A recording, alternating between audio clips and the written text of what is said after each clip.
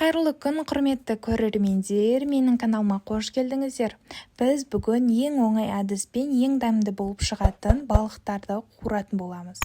Менің каналыма тіркеліп, лайк басып, маған қолдау білдіріп отырыңыздар.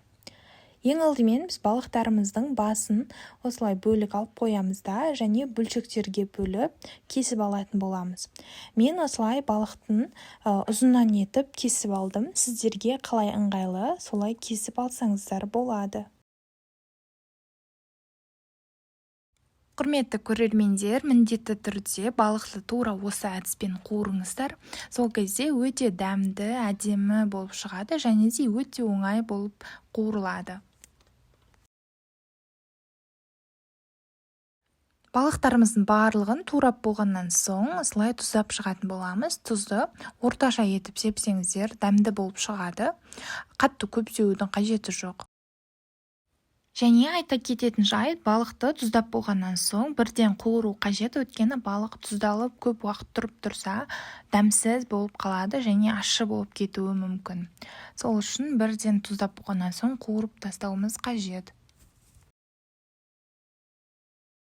Жоғары отта қызып тұрған қазанымыздың үстіне көп мөлшерде майықты құямыз да қызығанша күтеміз.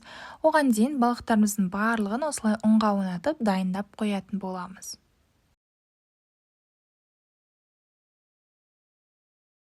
Біздің майымыз қызығаннан соң балықтарымыздың барлығын салып қуыратын боламыз.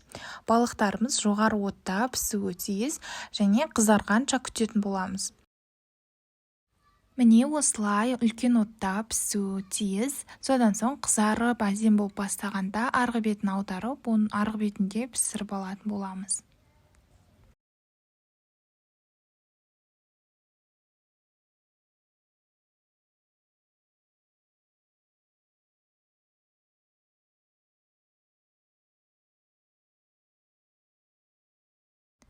Міне біздің балықтарымыз осымен дайын болды.